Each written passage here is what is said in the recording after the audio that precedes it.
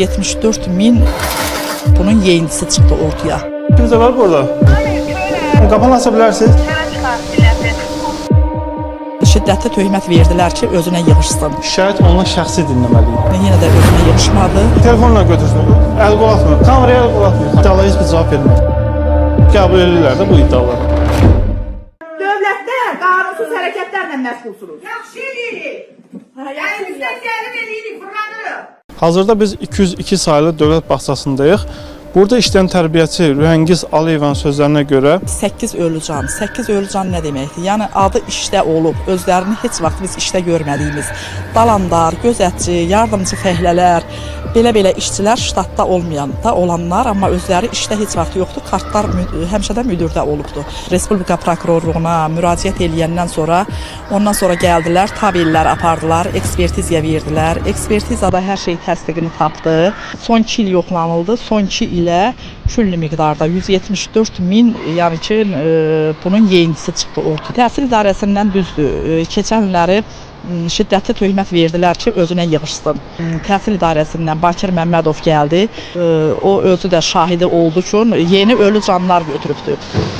müdür indi ikinci mərtəbədə olur. İkinci mərtəbədə oturur, bəli, öz taxtacında əyləşir. Sınıflar xanımla görüşə bilərik.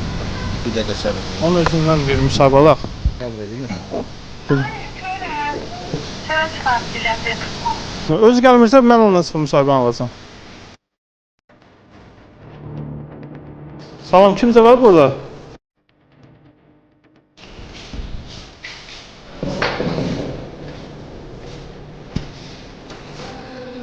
Simizor xanım, qapan asa bilərsiniz?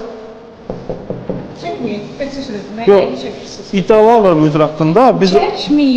Mən niyə qul atırsınız? Mən işimi görürüm. Deyirəm ki, yayılan iddialarla bağlı müsahibə almalıyıq. Onun da fikrini öyrənməliyik. Təhsil Nazirliyindən də mövqe alacağıq. İcazə başqa bir şeydir. İcazə üçün müdür özü danışacaq bizimlə. Şikayət olunan şəxsi dinləməliyik. Əl qol atmıyor. Kameraya əl qol atmıyor xanım. Simizor xanım bir dənə zəng elə bilərsiniz, gəlsin. Bir dənə zəng elə bilərsiniz, gəlsin. Onu belə çıxıb, mən belə verəcəm ki, iddialara heç bir cavab vermədi. Oldu mu? Yəni, belə çıxış qəbul edirlər də bu iddiaları. Oldu. Barometr TV olaraq baş verən hadisə ilə bağlı Bakı şəhər üzrə təhsil idarəsinə sorğu ünvanladıq. Sorğumuza cavab olaraq bildirildi ki, 202 nömrəli Körpələr evi uşaq bağçasında Bakı şəhəri üzrə təhsil idarəsi tərəfindən monitorinq aparılıb. Monitorinq zamanı müəssisədə bir sıra ciddi nöqsanlar aşkar edilib.